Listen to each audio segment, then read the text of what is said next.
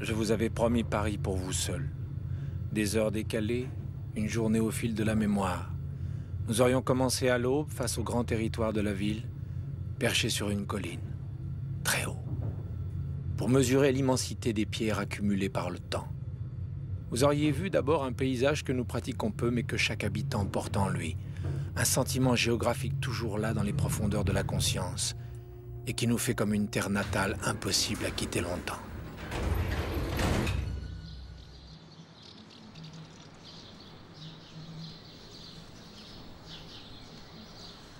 Vous seriez arrivé dans la nuit, avant l'aube, juste à temps pour voir le jour se lever à Montmartre, sans la foule des touristes qui met ce lieu mythique à l'écart de nos vies.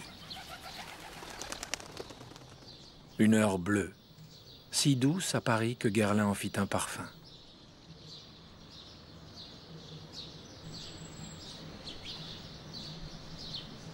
Le paysage est alors inondé de cette couleur de brume qui semble unir le ciel au toit de la ville, à la matière de zinc et d'ardoise qui domine l'architecture, à cet océan gris qui brille du reflet des saisons.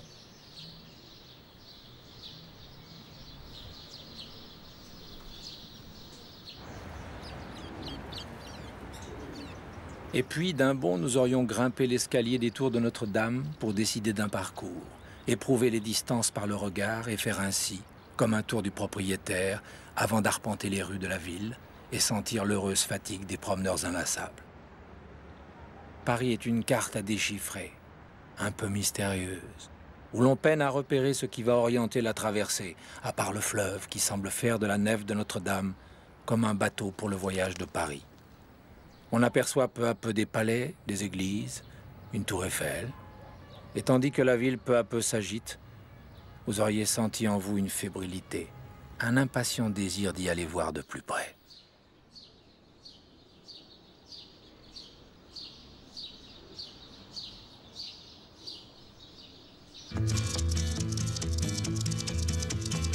Je suis le dauphin de la place Dauphine et la place Blanche à mauvaise mine. Les camions sont pleins de lait, les balayeurs sont pleins de balais.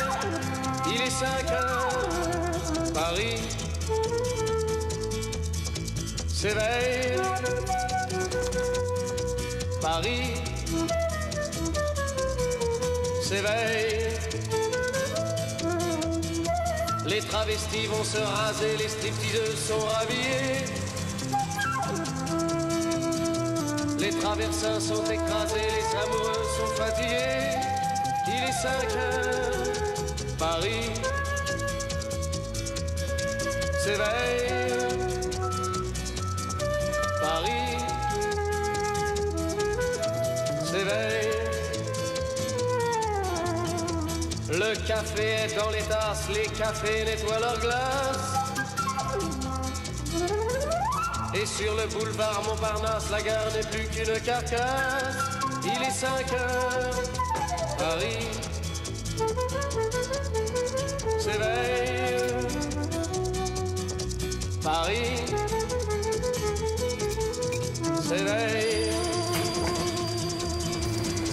Les banlieusards sont dans les gares, à la Villette on tranche le lard.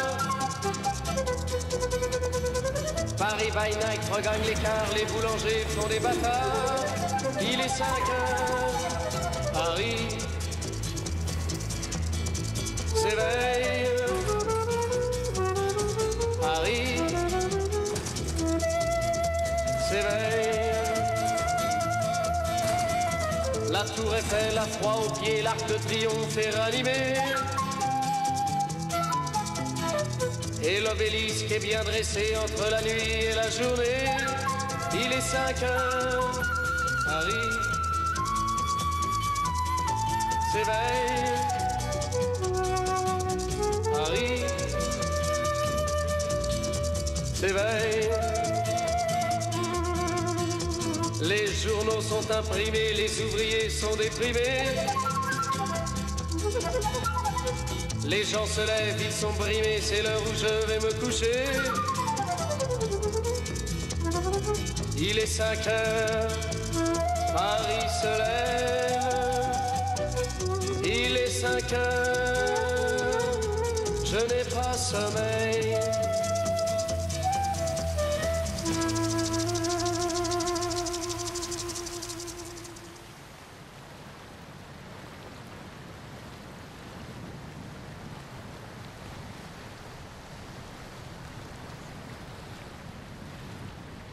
Vous auriez su déjà que Paris, avant d'être Paris, n'était que Lutèce, une cité minuscule bâtie sur une île de la Seine, dominée aujourd'hui par les gargouilles de Notre-Dame, mais réduite alors à quelques bâtisses en bois protégés par de minces fortifications. Un oppidum que Jules César et ses légions n'eurent guère de mal à vaincre pour fonder sur la rive gauche une ville romaine, orthogonale, bien calée sur ses deux axes sacrés, nord-sud, est-ouest, le Cardo et le Decumanus, qui structurait toutes les cités de l'Empire. Lutèce possédait des temples, des théâtres, des thermes, un forum et de nombreux palais.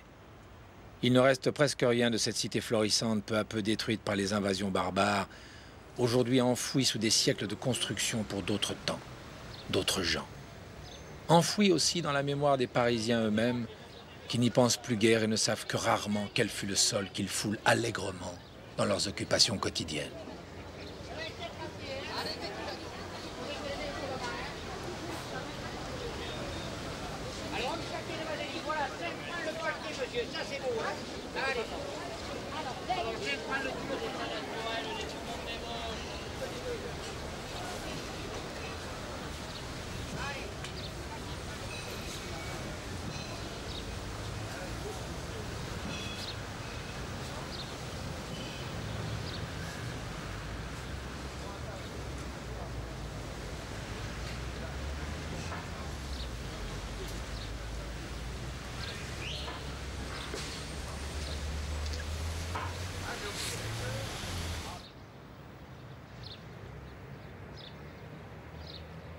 Les ruines romaines sont des lieux secrets que vous ne pourriez découvrir par hasard.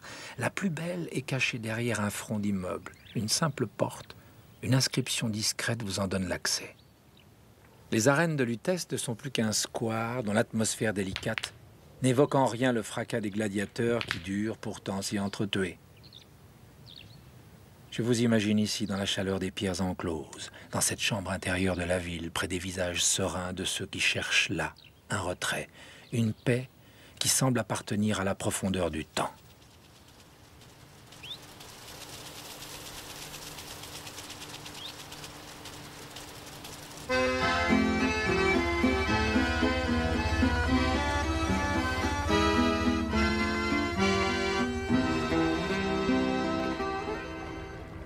Le cœur de Paris, c'est une fleur d'amour si jolie, que l'on garde dans son cœur, que l'on aime pour la vie.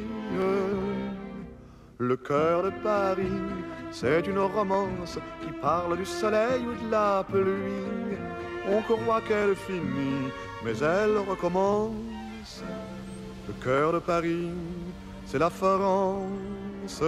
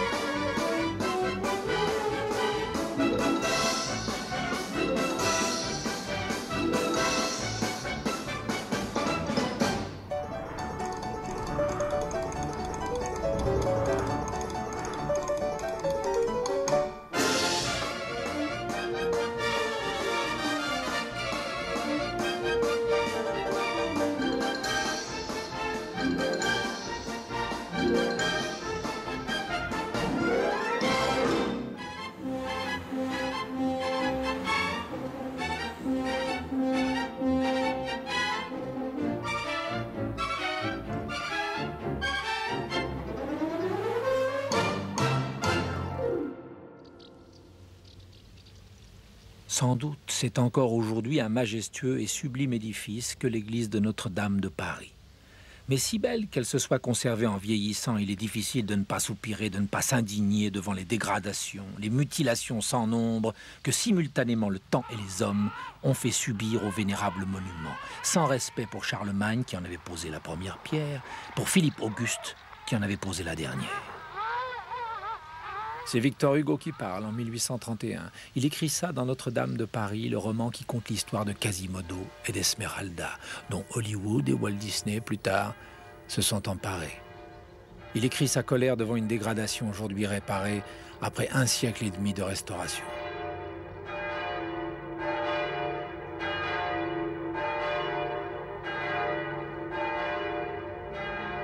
En l'an 2000, au bout d'un long chantier, caché derrière les rideaux d'échafaudage, la cathédrale s'est dévoilée dans une blancheur déconcertante pour qui avait grandi à l'ombre de sa noirceur familière. Vous auriez pâli devant tant de merveilles enfin visibles, devant toute la profusion de sculptures que Victor Hugo regardait comme un grand livre de pierre. Un livre écrit par ces hommes du Moyen-Âge qui avaient peu à peu choisi le nom de Paris pour désigner leur ville.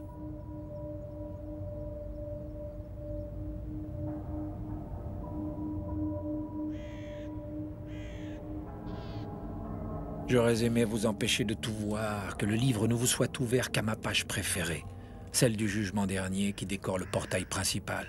Et surtout, que vous vous laissiez impressionner par les figures de la damnation éternelle, ces corps martyrisés qui devaient effrayer les fidèles, et qui durent inspirer Victor Hugo pour qu'il imagine le monstrueux destin de Quasimodo.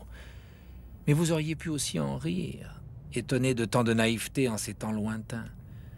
Alors, je vous aurais lu Victor Hugo sur le parvis, quand il décrit les carillons des cloches de la cathédrale et de toutes les églises de la ville, en plein XVe siècle. D'ordinaire, la rumeur qui s'échappe de Paris le jour, c'est la ville qui parle. La nuit, c'est la ville qui respire. Ici, c'est la ville qui chante. Prêtez donc l'oreille à cet outil de clocher. Répandez sur l'ensemble le murmure d'1 demi-million d'hommes, la plainte éternelle du fleuve, les souffles infinis du vent. Et dites si vous connaissez au monde quelque chose de plus riche, de plus joyeux, de plus doré, de plus éblouissant que ce tumulte de cloches et de sonneries, que cette fournaise de musique, que cette cité qui n'est plus qu'un orchestre, que cette symphonie qui fait le bruit d'une tempête. Il ne reste plus rien de la cité qui se pressait au Moyen-Âge autour de la cathédrale. Un petit empereur et un baron l'ont détruite de fond en comble au XIXe siècle. Un hôpital majestueux, une préfecture de police, un tribunal de commerce ont remplacé le labyrinthe de maisons où le pauvre et le proscrit pouvaient trouver refuge. L'île de la Cité est maintenant une île monumentale où ne subsistent des temps médiévaux que la cathédrale et la Sainte-Chapelle. Un miracle d'équilibre et de légèreté que la lumière semble traverser de toutes parts. Le roi Saint-Louis la fit édifier pour abriter des reliques presque toutes disparues pendant la Révolution, mais dont la liste vous aurait émerveillé dans la nef de la chapelle, en baignant dans la lueur bleue des vitraux immenses. La couronne d'épines du Christ, un morceau de sa croix, un morceau de la lance qui lui perça le corps, un morceau de l'éponge qui servit à lui donner du vinaigre, un morceau de son manteau et de son linge, une pierre du Saint-Sépulcre. Comment le croire, m'auriez-vous dit? Peu importe. Il y a de la grandeur à se souvenir de Saint-Louis dans les jours de fête, brandissant la couronne d'épines au-dessus de la foule des fidèles. L'église était reine. Paris en témoigne encore à vol d'oiseau. Quand on voit tous les couvents qui subsistent et dont les jardins secrets couvrent la ville de taches vertes.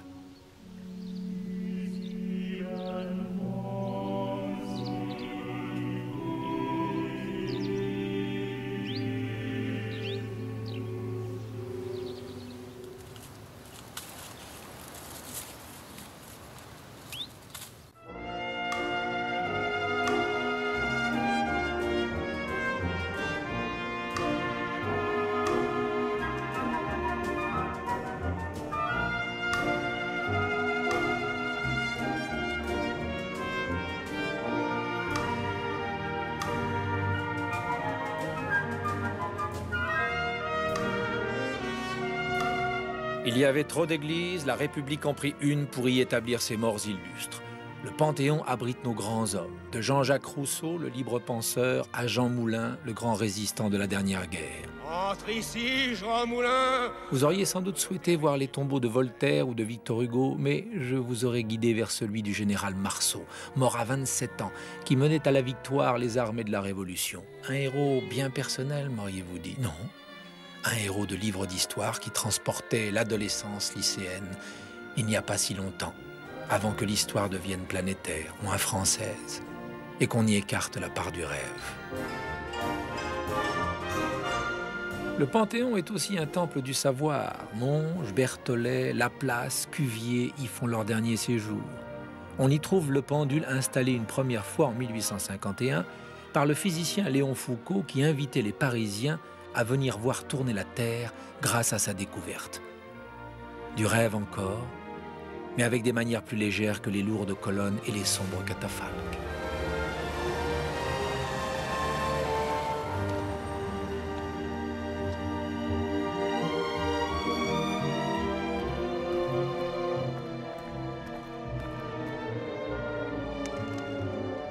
Les héros, les morts illustres ont peuplé ce quartier. Leurs silhouettes ont hanté les rues, ou seulement leurs livres, sur lesquels se sont penchées des générations d'étudiants. Leurs noms sont gravés sur les murs de la bibliothèque Sainte-Geneviève. Ils témoignent encore de cette fièvre qui, depuis des siècles, habite le quartier latin depuis Sainte-Geneviève elle-même, qui donna aux Parisiens le courage de résister aux barbares d'Attila, il y a plus de 1500 ans.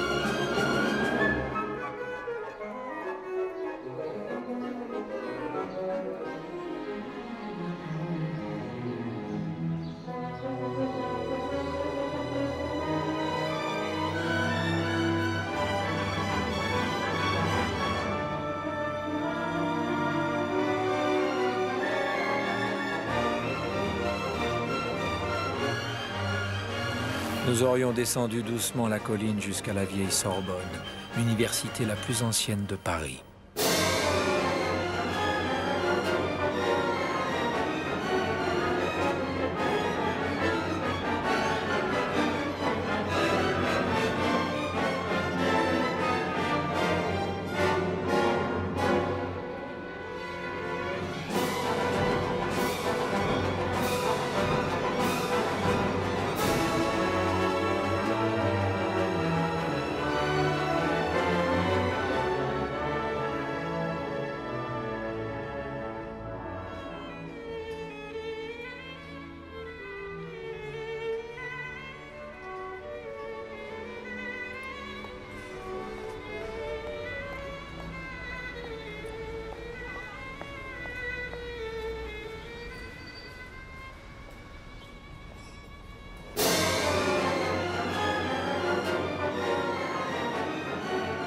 Nous lui avons dit qu'aujourd'hui dans la rue, il n'y avait pas seulement des étudiants en colère parce qu'on avait fermé la Sorbonne, mais qu'il y avait des étudiants, qu'il y avait des jeunes travailleurs, qu'il y avait des jeunes chômeurs qui nous demandaient... Les murs de la Sorbonne, tant de fois rebâtis, résonnent encore de l'esprit d'insoumission qui fut sa marque dès sa création au Moyen-Âge. Nous l'avons vu autrefois insurgé pour fonder le rêve d'un avenir neuf, l'idée d'un nouveau monde. Vous auriez souri légèrement, mais vous auriez peut-être perçu que Paris serait une toute autre ville sans ses foyers de la rive gauche, qui, de la Sorbonne à Saint-Germain-des-Prés, ont conduit la capitale à devenir parfois celle de l'intelligence et de la liberté. Cette société ressort de la jeunesse qui est dehors dans la rue et qui font des barricades. Il faut que la police quitte le quartier latin avant que quoi que ce soit puisse arriver.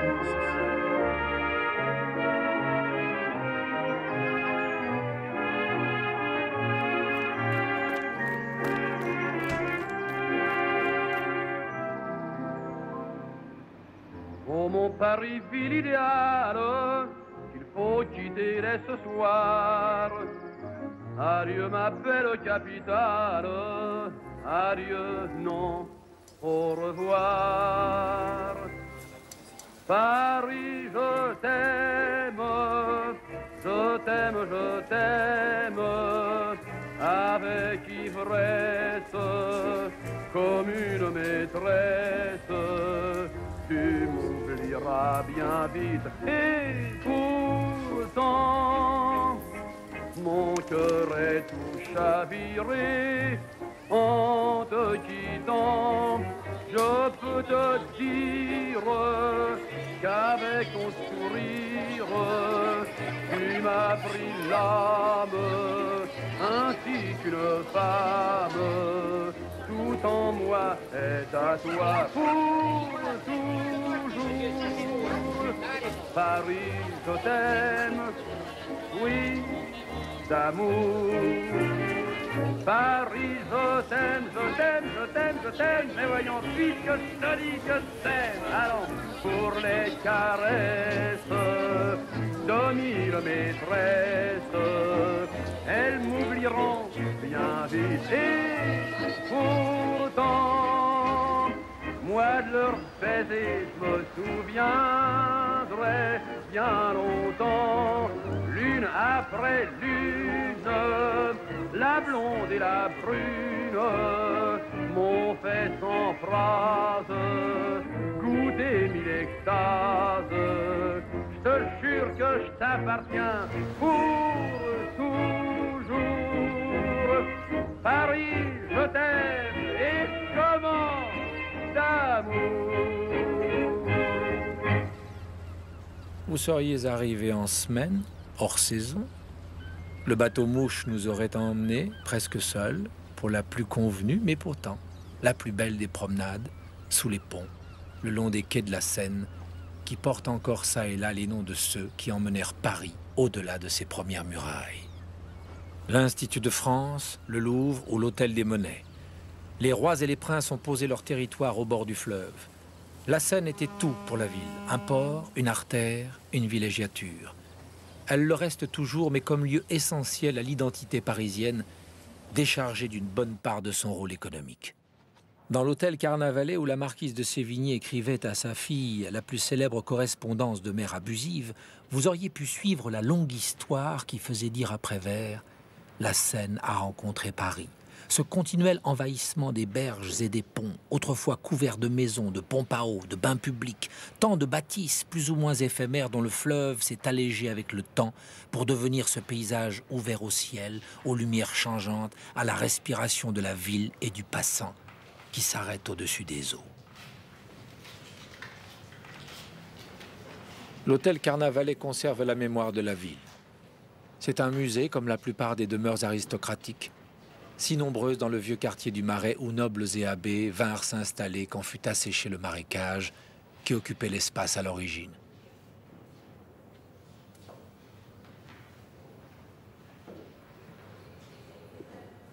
Ces musées ont sauvé le Marais qui dépérissait autrefois. C'est aujourd'hui un quartier très animé où brillent les façades, protégées par l'administration des monuments historiques.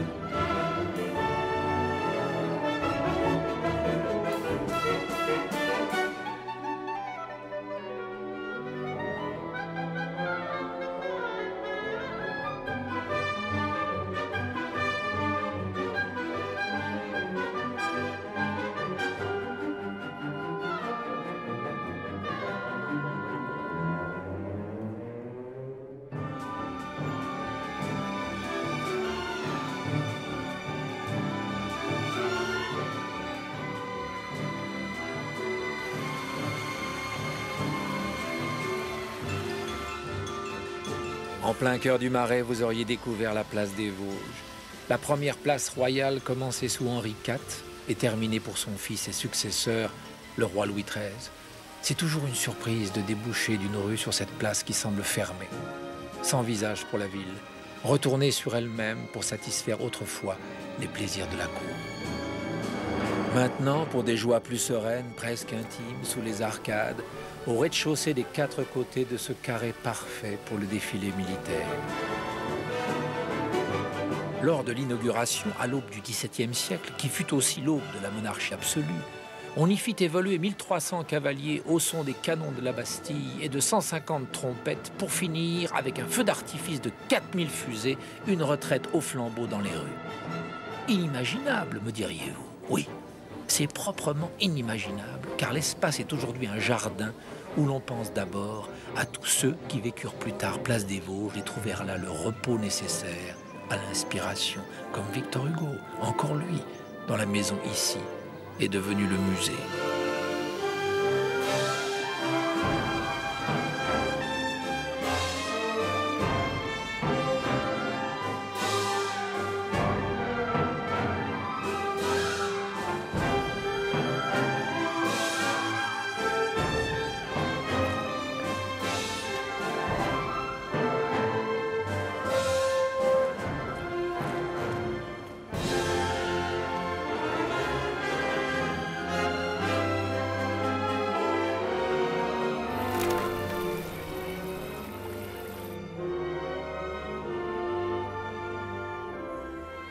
Tant d'apparat aurait fini par vous lasser.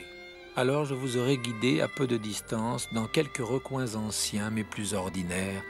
Tout cela autour du lycée Charlemagne et du métro Saint-Paul. Et puis nous serions repartis voir un dernier musée avant de quitter le quartier pour d'autres lieux, d'autres moments de la mémoire. Voir l'hôtel Salé, ainsi nommé pour moquer son premier propriétaire, percepteur de l'impôt sur le sel, aujourd'hui musée Picasso, sans doute la plus belle rencontre de l'architecture classique et de l'art moderne. Une preuve par la peinture que l'histoire n'est pas une décadence et que le poids du passé n'est pas tel qu'on ne puisse s'en défaire.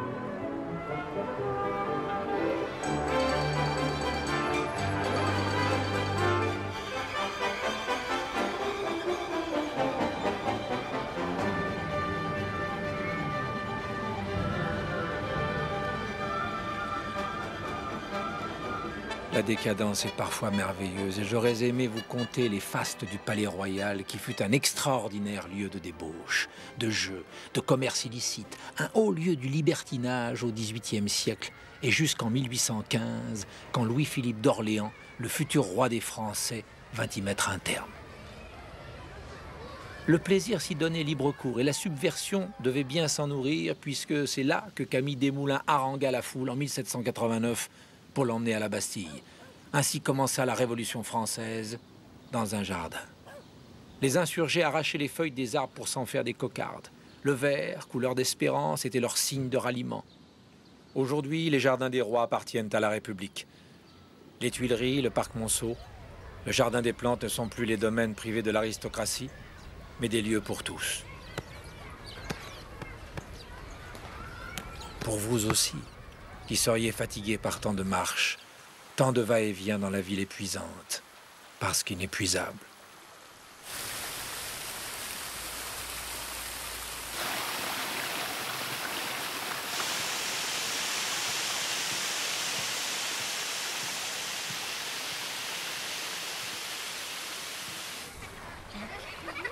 Vous vous seriez étendu sur les pelouses du Luxembourg, songeant peut-être à la reine Marie de Médicis qui voulut reproduire ici un jardin de sa Florence natale dont elle gardait la nostalgie.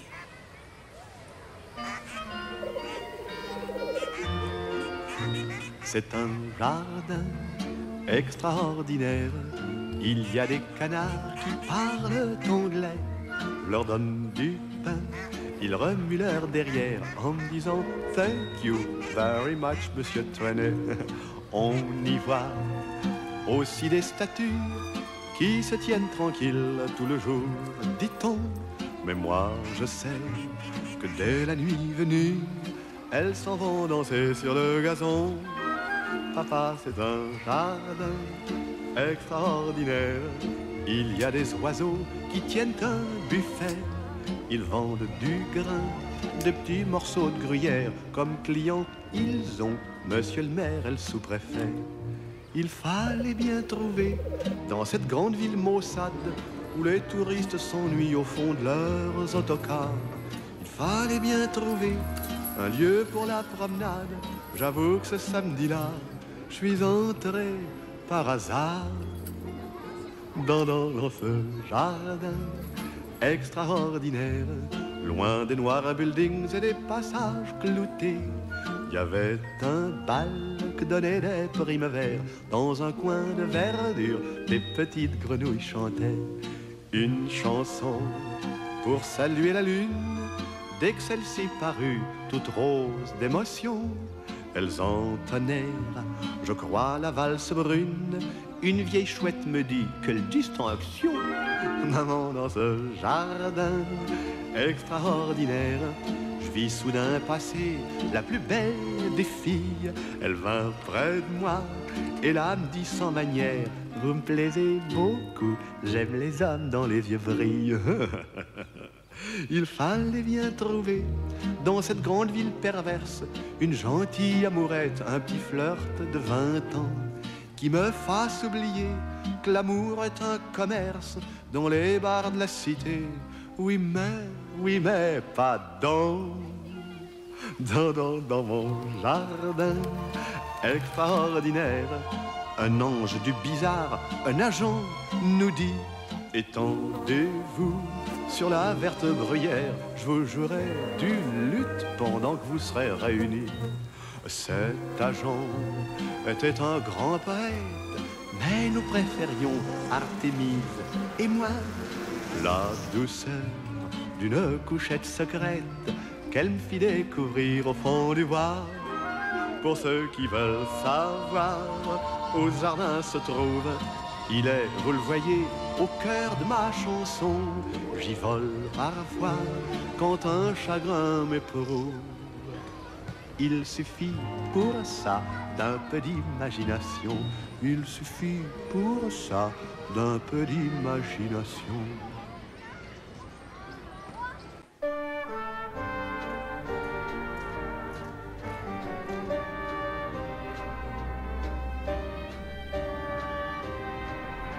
La moitié de Paris est composée comme les allées d'un jardin baroque. Des avenues, des mailles, des esplanades, une véritable conquête du territoire selon les lois de la perspective, à partir des châteaux ou des places royales qui firent suite à la place des Vosges autour des statues équestres de Louis XIV. La place Vendôme a perdu la sienne au profit d'une colonne commémorant la victoire de Napoléon à Austerlitz. Mais la place des Victoires possède encore la figure du roi Soleil. On admire, on ne s'y sent guère chez soi. On s'étonne à chaque traversée qu'après tant de temps, ce soit toujours si peu parisien. Alors on passe. On s'éloigne de ces antichambres de Versailles dessinées par le même architecte, Jules Hardouin-Mansart.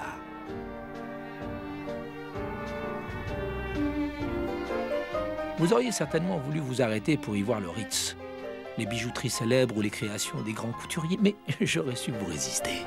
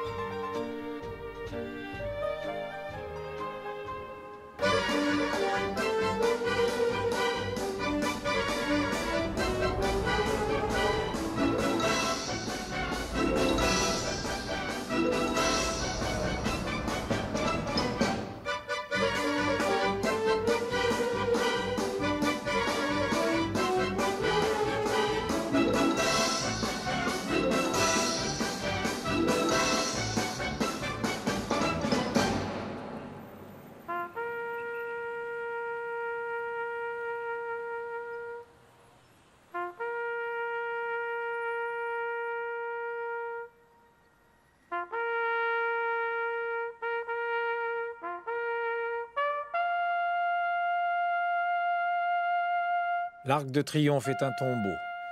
Drôle de façon de terminer les Champs-Élysées, m'auriez-vous dit, pressé d'être ailleurs. Mais comment ne pas s'arrêter pour vous étonner avec toutes ces images de la guerre qu'un empereur fit à l'Europe entière?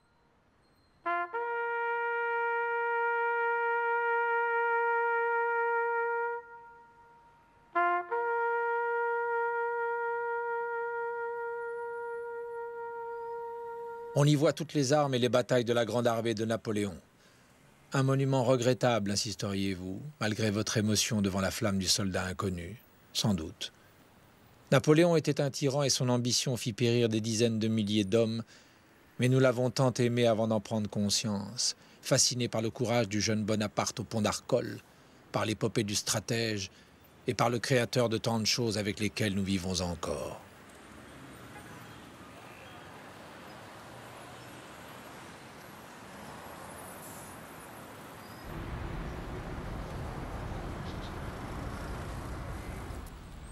Le corps de Napoléon repose sous le dôme des Invalides, un des plus beaux édifices de Paris, dans l'énorme sarcophage de porphyre rouge qu'on lui bâtit 40 ans après sa mort en exil.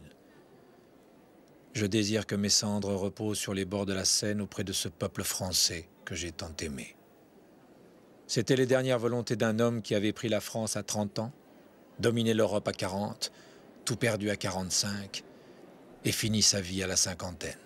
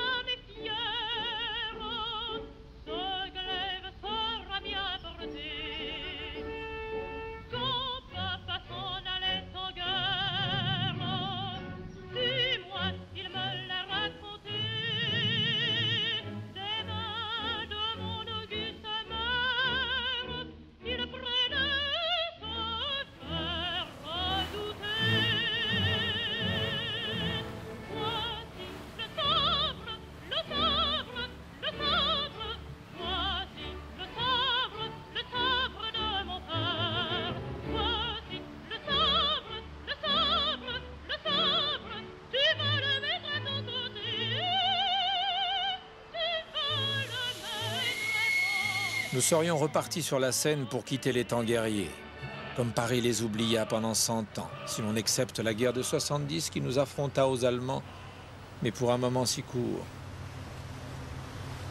Pendant un siècle, le pays fut en paix pour faire sa révolution industrielle et quelques révolutions sociales, alternant les régimes politiques sans qu'on cesse de courir vers un développement qui semblait alors infini, un progrès constant. Paris se peuplait, s'enrichissait, s'embellissait. La bourgeoisie triomphante exigeait ses nouveaux monuments, installer son territoire, des avenues, des boulevards, des gares, des théâtres.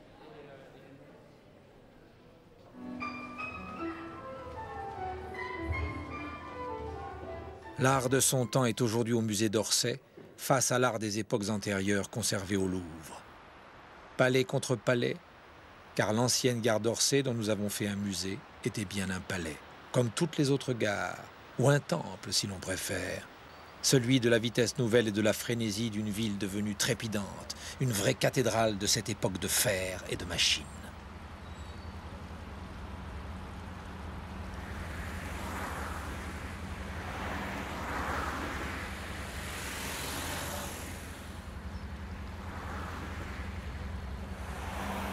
Le fer a envahi Paris, mais toujours changeant, sculpté, travaillé par l'esprit et le goût d'une société fascinée par elle-même et pour laquelle tout était prétexte à représentation. Un banc, un pont, un candélabre. La matière dansait dans la ville avant même que Paris ne danse au rythme d'Offenbach, dont les opérettes nous charment encore. Aux yeux du monde entier, Paris était le décor d'une ère nouvelle, la capitale du 19e siècle, comme l'a nommé plus tard Walter Benjamin, un philosophe allemand, le premier qui prit la matière urbaine comme source de la pensée et qui le fit à Paris.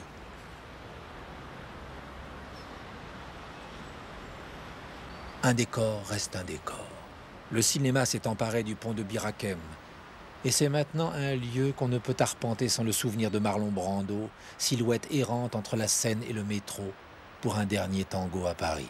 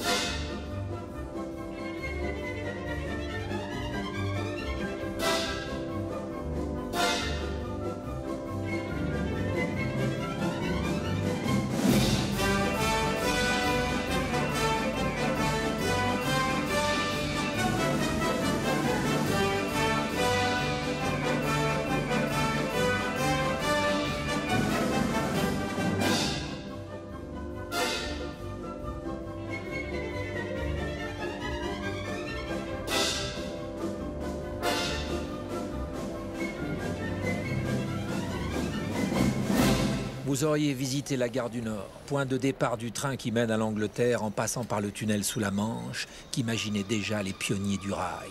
Mais vous auriez rêvé d'autre chose en admirant l'exploit d'une verrière qui accueillait la fumée des locomotives et toute la symphonie des bruits du départ. Le grincement des machines, les cris joyeux des voyageurs, le sifflet strident des contrôleurs, le halètement des cheminées crachant la vapeur. Vous auriez vu toute la lumière sonore et l'infini des couleurs aperçues ce matin au musée d'Orsay, dans la peinture des impressionnistes.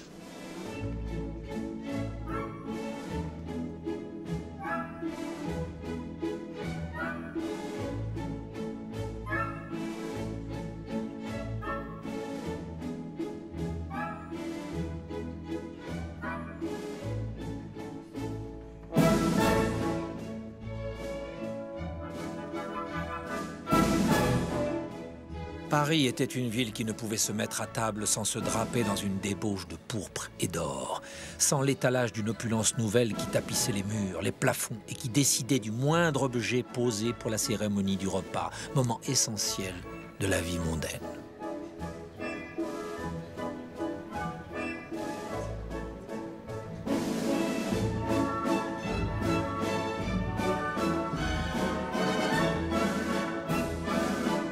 Imaginez tous ces hommes en habit, l'élégance des femmes, toute cette société sûre d'elle-même arrivant pour souper après le théâtre, les conversations joyeuses, les paroles pour séduire, les commentaires sur les nouveaux venus de l'art ou de la politique, un monde où s'entremêlent l'amour et les affaires, le spectacle et le pouvoir. Oui, vous auriez pu imaginer tout cela. Les lieux sont encore habités par les mots et les choses de ces gens qui ont modelé Paris à leur image.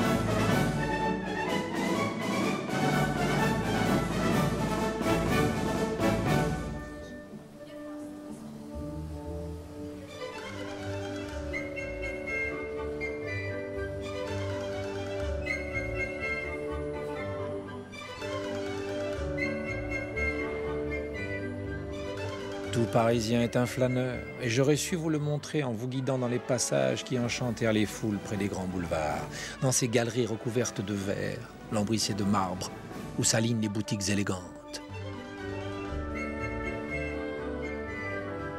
Le grand poème de l'étalage chante ses strophes de couleurs depuis la Madeleine jusqu'à la porte Saint-Denis.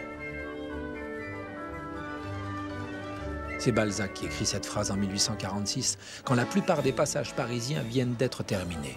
On pouvait alors traverser la moitié de Paris en suivant le fil des couloirs de la marchandise sans cesse renouvelée, qui miroitait sous les yeux du flâneur, peu à peu captif, bientôt client.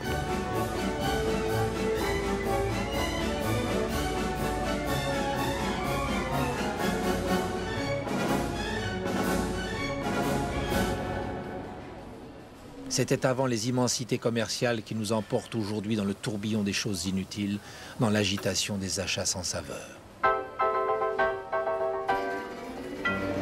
J'aime flâner sur les grands boulevards. Il y a tant de choses, tant de choses, tant de choses à voir. On n'a qu'à choisir au hasard.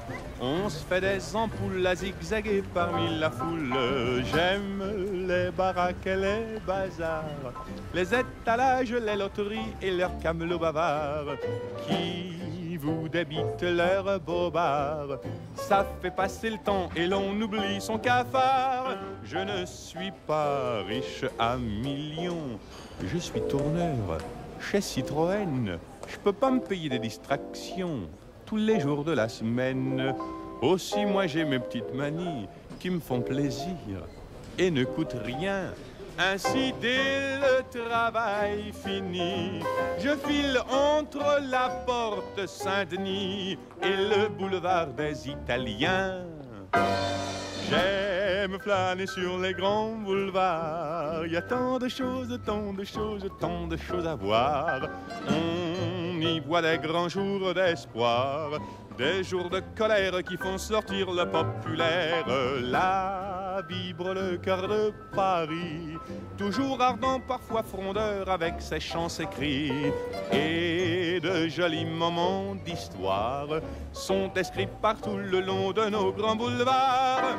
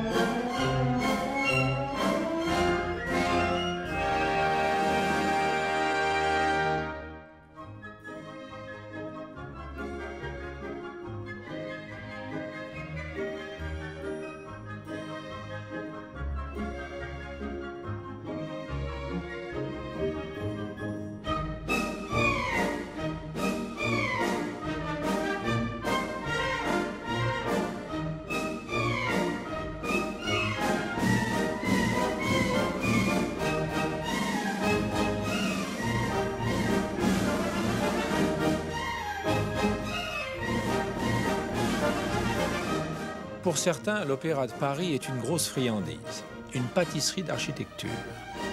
C'est peut-être vrai, mais peu importe. La magie du lieu est plus forte que la critique. Ce qu'on y voit, ce qu'on y a vu, suffit à vous y attacher. Le bâtiment est un emblème, la fierté d'un siècle qui s'en trouve à la fin couronné, à la croisée des grandes percées, décidées par le baron Haussmann pour faire de Paris une ville moderne, enviée par l'Europe entière, copiée partout. C'est le chef-d'œuvre de Charles Garnier, architecte impétueux qui donnait libre cours à son extravagance. Un monument vivant, par la folie de cet homme et que vous auriez senti vivre encore aujourd'hui dans les escaliers déserts et la salle en attente, et sous vos pieds, sur les toits qui dominent la ville et les rues du Second Empire.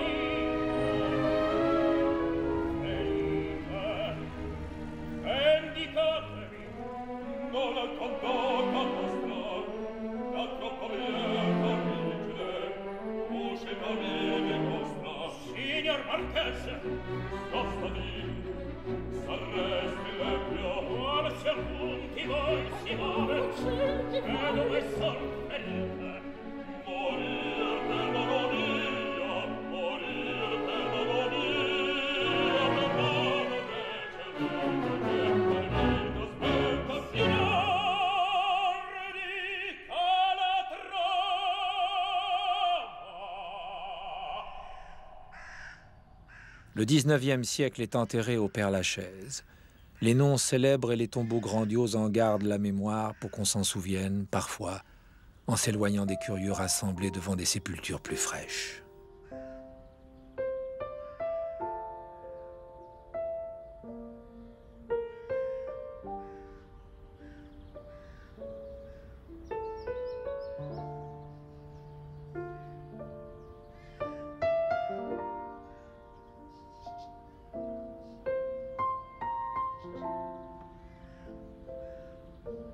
Le cimetière est un parc. C'est même le premier parc public créé à Paris sur décision de Napoléon et de son frère Lucien. La ville n'avait que charniers, ossuaires, entassements de squelettes jusque dans les catacombes. L'empereur voulait offrir aux Parisiens la dignité d'un dernier séjour, un lieu d'émotion pour témoigner de la douleur et des regrets. Un cercueil pour chacun, un Élysée pour tous. Jim Morrison est enterré là et tant d'autres qui firent la gloire du siècle suivant. À une échelle colossale, on poursuivait là la tradition du bois des tombeaux que les aristocrates avaient installé dans leur jardin paysager au siècle précédent. Le style choisi devait inspirer le sentiment d'une mélancolie douce et pénétrante et réconcilier les destins tumultueux dans la sérénité du couvert des arbres. Il fallait bien cela pour accueillir un peuple qui fit 4 révolutions en moins de 100 ans. Un peuple révolté se battant jusqu'ici pendant les derniers jours de la Commune de Paris.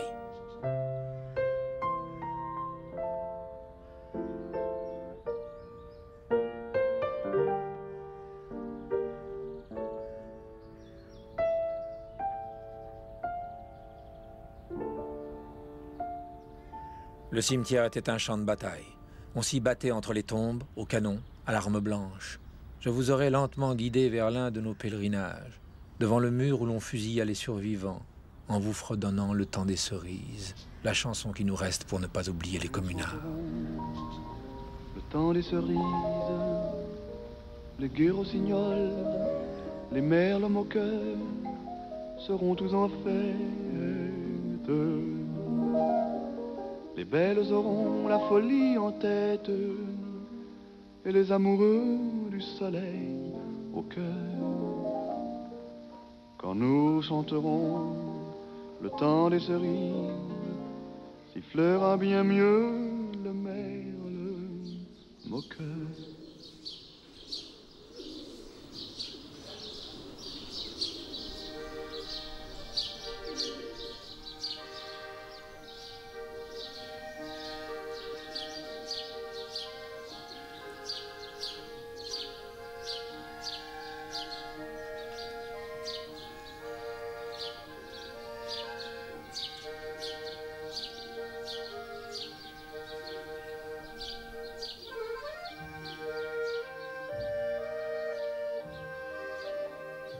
Bien peu d'entre nous se souviennent que le Sacré-Cœur est un monument expiatoire pour effacer la mémoire de la commune. Mais ce n'est pas pour ça que nous serions retournés à Montmartre. La basilique est un signal qui nous attire vers le dépaysement. Nulle part ailleurs, on ne voit mieux la ville. Pourtant, c'est ici qu'on s'en éloigne.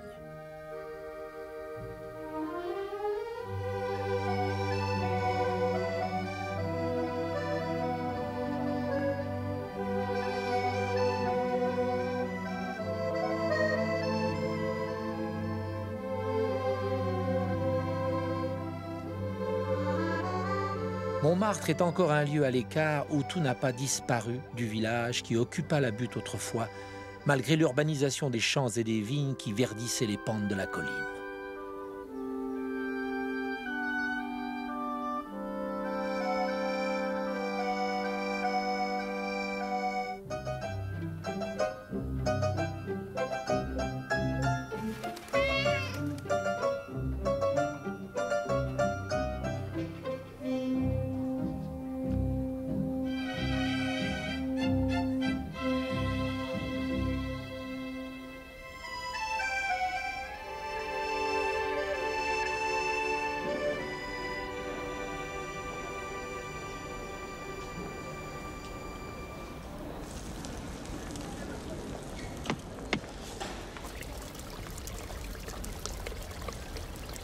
Montmartre était un refuge et l'est toujours, même si rien ne subsiste de la vie d'artiste qui régnait ici, comme une marge hautaine au-dessus des toits de l'existence ordinaire. Un refuge pour quelques privilégiés, bien sûr, caché derrière les murs de jardins secrets, mais un refuge pour tous aussi, aux instants de la dérive, quand nos pas nous mènent au hasard dans l'ivresse de la ville.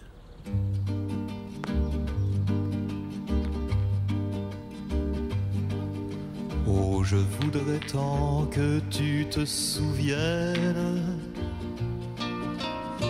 Cette chanson était la tienne. C'était ta préférée, je crois. Quelle est de préférée, Cosma. Et chaque fois les feuilles mortes te rappellent à mon souvenir. Jour après jour, les amours mortes n'en finissent pas de mourir. Avec d'autres, bien sûr, je m'abandonne, mais leur chanson est monotone.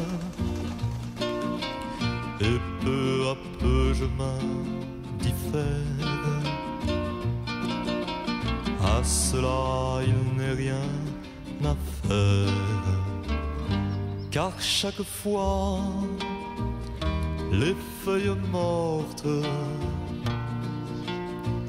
te rappellent à mon souvenir. Jour après jour, les amours mortes n'en finissent pas de mourir. Peut-on jamais savoir par où commence et quand finit l'indifférence?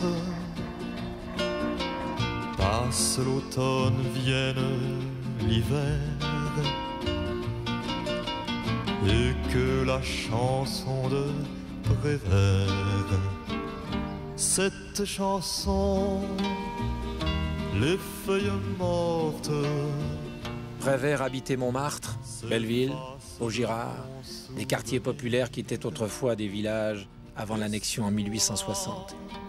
Des villages qui entouraient Paris de climats différents, comme encore aujourd'hui, l'Ouest était résidentiel et l'Est industrieux.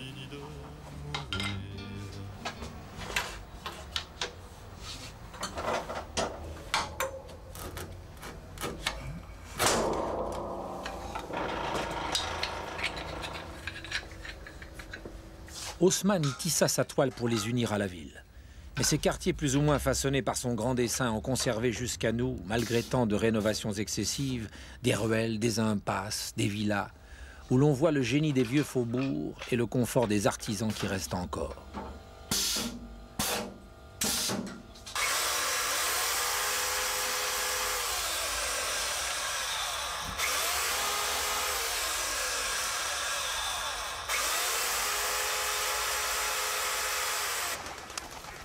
Haussmann offrit à ses quartiers les plus beaux parcs de son temps. Le parc Monceau, le parc Montsouris et surtout le parc des Buttes-Chaumont qui vous aurait semblé magique à la lecture du récit que fit Aragon des promenades surréalistes dans la nuit du Grand Jardin. Les Buttes-Chaumont levaient en nous un mirage commun sur lequel nous nous sentions tous trois la même prise. Toute noirceur se dissipait sous un espoir immense et naïf. Enfin, nous allions détruire l'ennui. Devant nous s'ouvrait une chasse miraculeuse, un terrain d'expérience où il n'était pas possible que nous n'eussions 1000 surprises. Et qui sait, une grande révélation qui transformerait la vie et le destin.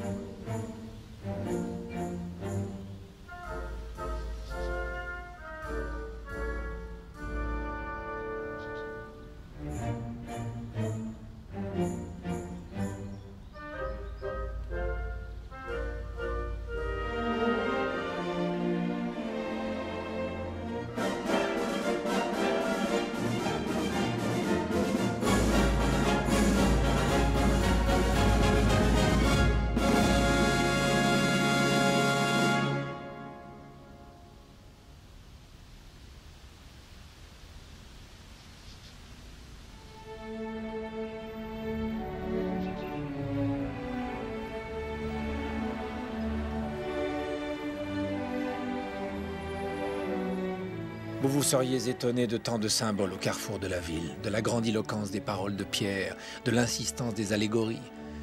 Mais il avait fallu tant de temps, tant de combats pour assurer la naissance de la République.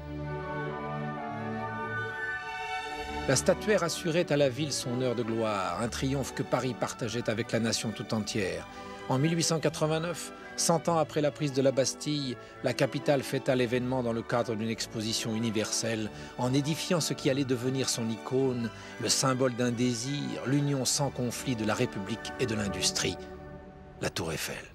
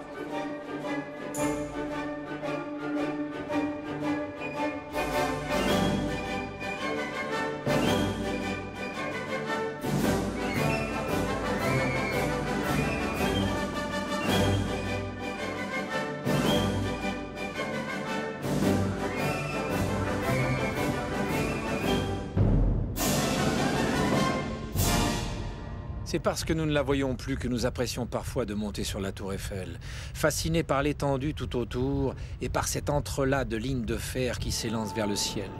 Et le plus souvent, nous l'oublions comme un jouet abandonné dans un coin. Ces 300 mètres de haut la rendent omniprésente et pourtant, elle s'absente ordinairement du paysage intérieur des Parisiens. Un peu étrangère, bien qu'on ait pu dire, à juste titre, qu'elle était une machine à coudre la ville, à la rassembler dans une même unité. Trop d'images ont montré Paris au pied de la Tour Eiffel. Elle en vient à nous faire de l'ombre, à nous empêcher la rencontre avec les voyageurs qui s'y précipitent. Mais nous l'aimons tout de même, quand nous revient en mémoire le temps des ingénieurs, si fiers d'une puissance nouvelle qui devait conquérir le monde et l'embellir.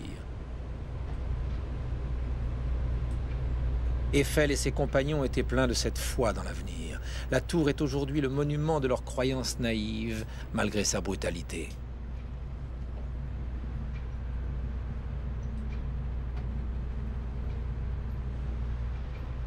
Vous auriez eu le vertige comme nous tous, et vous auriez rêvé longtemps de l'ingénieur dans le petit appartement qu'il s'était aménagé en haut de la tour, surprise de découvrir le besoin d'une si étrange solitude.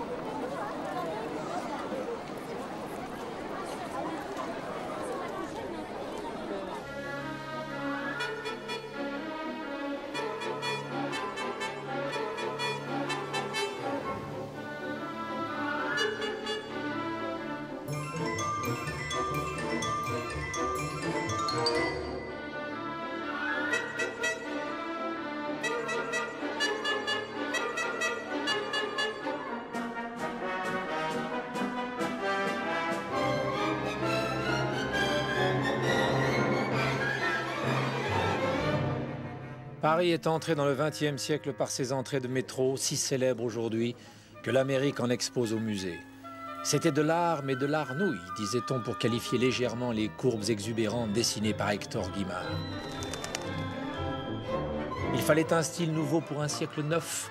Ce fut le moderne style qui eut ses amateurs dans toute l'Europe et qui offrit un décor à ces premières années 1900 si joyeuses qu'on nomma la Belle Époque. Hector Guimard traçait les contours d'un bonheur de vivre. Son art s'épanouissait dans la ville comme les fleurs d'un jardin qui aurait tout envahi, les trottoirs, les façades et la moindre poignée de porte. La Belle Époque a peu duré et Paris ne conserve que quelques immeubles du grand architecte. Mais ils semblent si vivants que j'aurais souhaité vous les faire aimer, détachés de tout exotisme. Comme des personnages du récit des grands-pères qui enchantaient nos enfances avec leurs souvenirs de jeunesse pendant la Belle Époque.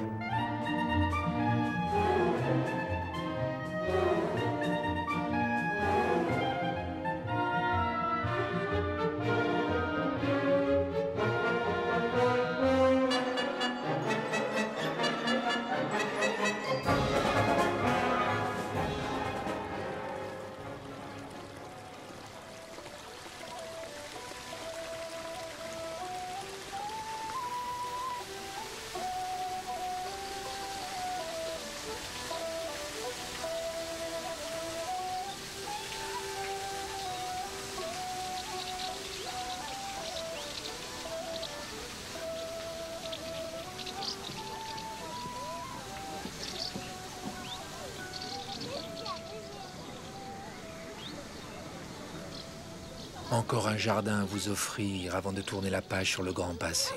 Le parc Montsouris, contemporain des buts de Chaumont, et qui rappelle autant les méditations d'Aragon. Tout le bizarre de l'homme est ce qu'il y a en lui de vagabond et d'égaré. Sans doute pourrait-il tenir dans ces 2 syllabes « jardin ». Jamais une proposition plus étrange, une plus déroutante idée ne lui était venue que lorsqu'il inventa les jardins. On dirait que l'homme s'y retrouve, avec son mirage de jets d'eau et de petits graviers, dans le paradis légendaire qu'il n'a point oublié entièrement. Dans vos limites, l'homme se défait et retourne à un langage de caresse, à une puérilité d'arrosoir. Il est lui-même l'arrosoir au soleil, le râteau et la pelle. Il est le morceau de caillou. Jardin, j'ai joué sur vos pelouses et mon pied dans vos allées a poussé mon cœur entre le ciel et l'enfer.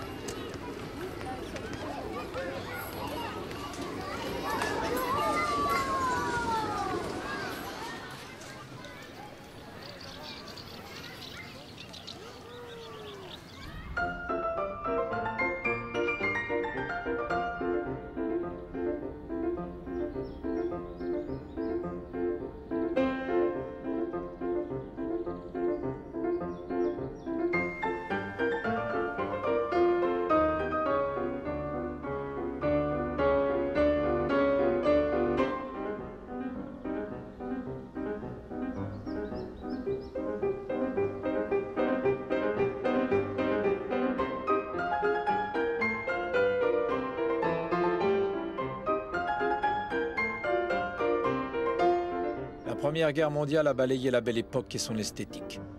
Paris fut épargné, mais à l'armistice en 1918, les Parisiens avaient basculé dans un autre monde. Un monde qui rêvait d'une radicale modernité dans l'art, dans l'architecture et dans le cinéma. Mallet Stevens construisait le décor de la vie nouvelle dans une impasse ou dans les films de Marcel L'Herbier, au dernier temps du muet. Le moderne s'est ainsi ajouté à la ville pour continuer la lente stratification des formes qui fait de Paris l'héritage de tous les siècles. Un immense collage qui parvient à absorber ce que chaque époque impose, dans la superbe ignorance de ce qui la précède. Les jardins y participent aussi. Derrière la manufacture royale des Gobelins, édifiée au XVIIe siècle, le square René-Le Gall, dessiné dans les années 30, s'étale sur l'ancien lit de la Bièvre, une rivière occupée longtemps par les teinturiers, où vivaient les castors au temps des Romains. Les tours, les grands immeubles du XXe siècle l'entourent aujourd'hui dans un heureux mélange.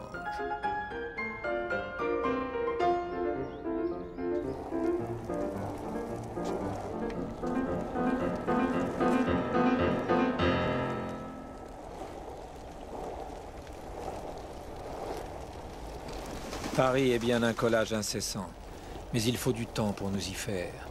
Il y a des nouveautés qui nous agressent parfois longtemps. Vous auriez vu nos erreurs, quelques brutalités du passé récent, et tout l'effort de réparation des tissus de la ville défait par l'ignorance de sa fragilité. Avec un peu de patience, la déchirure finit par se recoudre, comme tout ce qui longe cette ancienne voie ferrée transformée en promenade, de la Bastille au bois de Vincennes, du cœur de Paris jusqu'à ses franges où apparaissent aujourd'hui les signes de notre époque.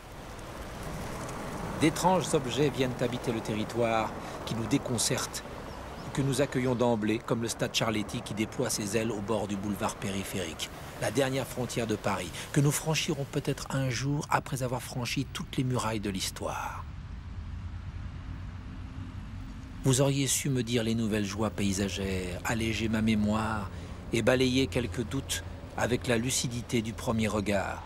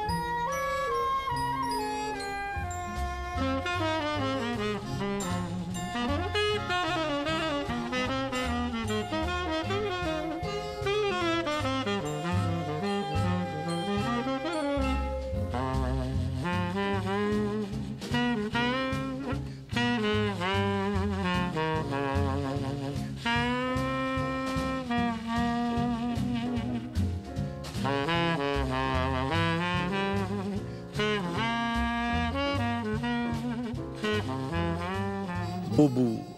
On utilise encore ce nom pour désigner le centre Pompidou qui est à l'art du XXe siècle, ce que le musée d'Orsay est à celui du XIXe. C'était le nom du lieu où le centre est construit. En 1977, le bâtiment a enthousiasmé les uns, choqué les autres, qui ne voyaient en lui qu'une grosse raffinerie tombée du ciel en plein cœur de Paris. Avec le temps, le centre a fait l'unanimité. Chacun sait qu'il a sauvé un quartier tombé en déshérence et qu'il est sans doute un des chefs-d'œuvre de l'architecture du XXe siècle.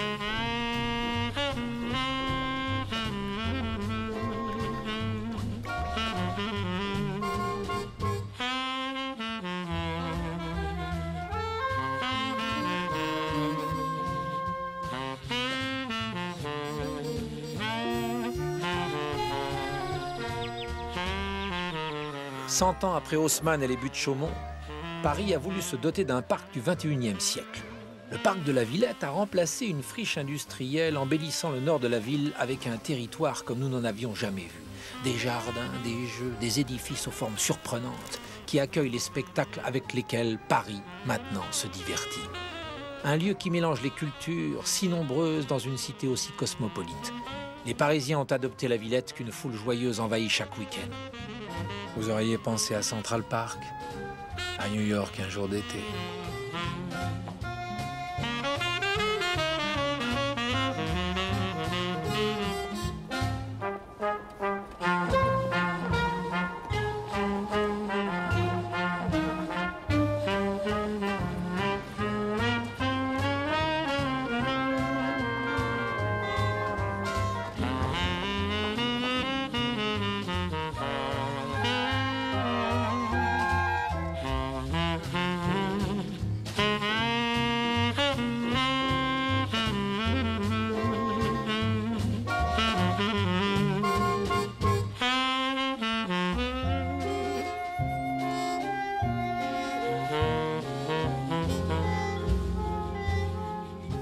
L'architecture d'aujourd'hui apprend l'élégance, par les musées, les centres d'art surtout, qui sont peut-être nos cathédrales nouvelles, après les gares et les églises de nos ancêtres. La technique est devenue légère, transparente, et les murs s'ouvrent au reflet des arbres et du passé, à la lumière, qui n'est jamais si belle que lorsqu'elle décline.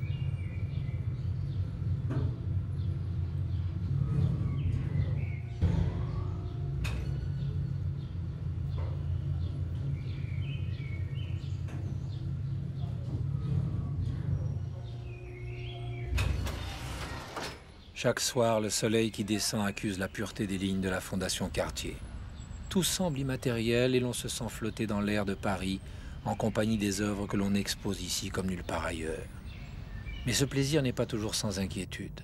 Une ville ne peut être sans cesse en habit du dimanche. Je connais des gens cafardeux qui tout le temps se font des cheveux et rêvent de filer ailleurs dans un monde meilleur. Ils dépensent des tas d'oseilles pour découvrir des merveilles. Ben moi ça me fait mal au cœur, car y a pas besoin pour trouver un coin où l'on se trouve bien de chercher si loin. Un seul dimanche au bord de l'eau, au trémolo des petits oiseaux, suffit pour que tous les jours semblent beaux. Quand on se promène au bord de l'eau.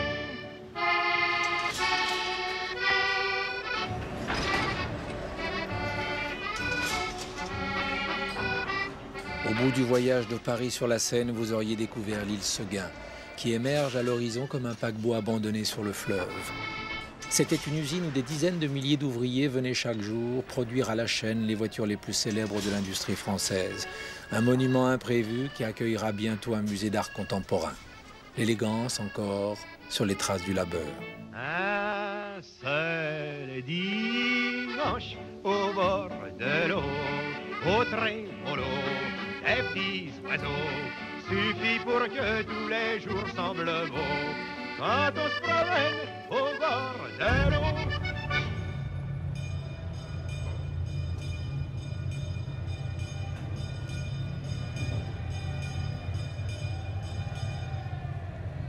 Paris s'achève au quartier de la Défense, hors de ses limites administratives, mais sur son axe majeur, cette ligne droite qui ne cesse de s'étendre en poursuivant les Champs-Élysées au-delà de l'Arc de Triomphe, jusqu'aux boucles de la Seine, et plus loin maintenant, vers le grand large, à l'ouest de la capitale.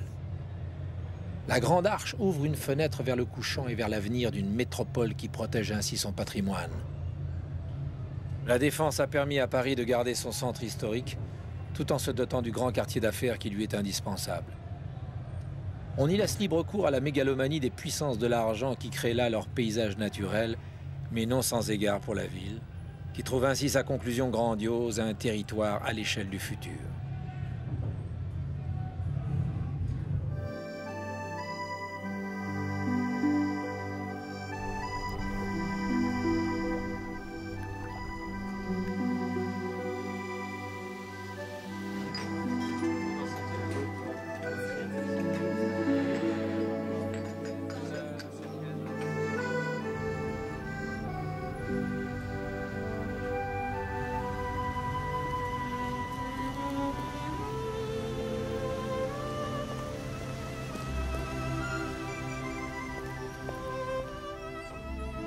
Vous m'auriez demandé un peu de repos avant la nuit, avant de repartir vers cette autre ville qu'est Paris by Night, la ville lumière, dont vous savez toutes les images, depuis toujours, depuis les cartes postales qui circulent partout, si loin d'ici.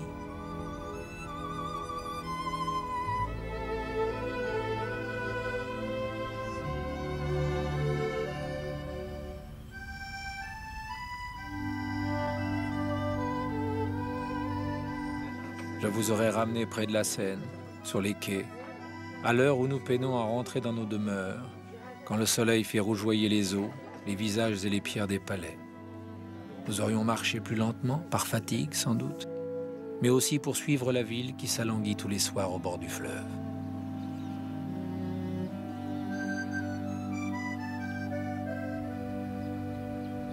Le Louvre cache un café dont la terrasse accueille la tombée du jour. Il y aurait eu quelques silences, une émotion discrète, et déjà les souvenirs d'une journée à Paris.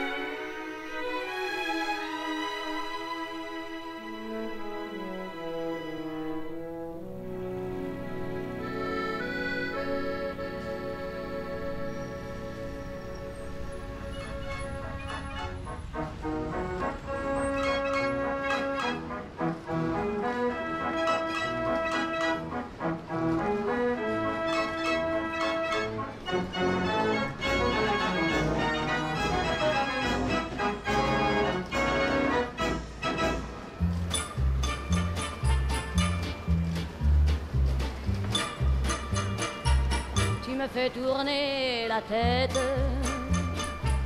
mon manège à moi c'est toi, je suis toujours à la fête, quand tu me tiens dans tes bras, je ferai le tour du monde,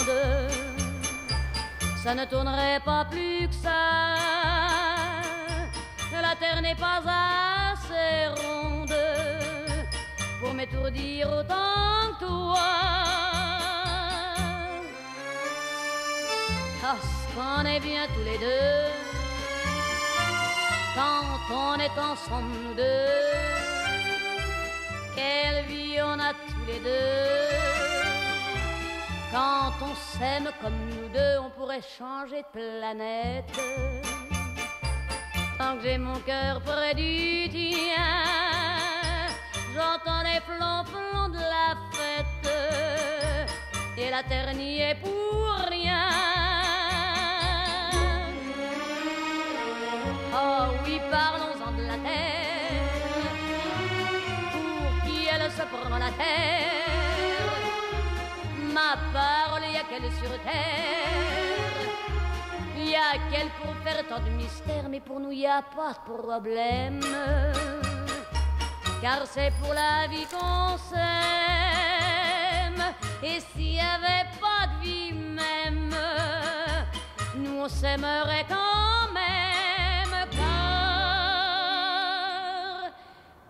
me fais tourner la tête. Mon manège à moi, c'est toi. Je suis toujours à la fête. Quand tu me tiens dans tes bras, je ferai le tour du monde. Ça ne tournerait pas plus que ça. La terre n'est pas assez ronde pour m'étourdir autant toi.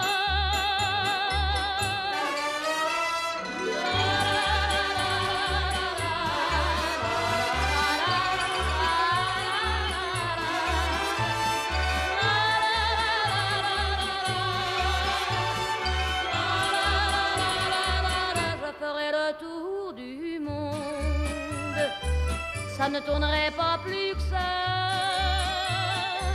La terre n'est pas assez ronde. Mon manège à moi, c'est toi.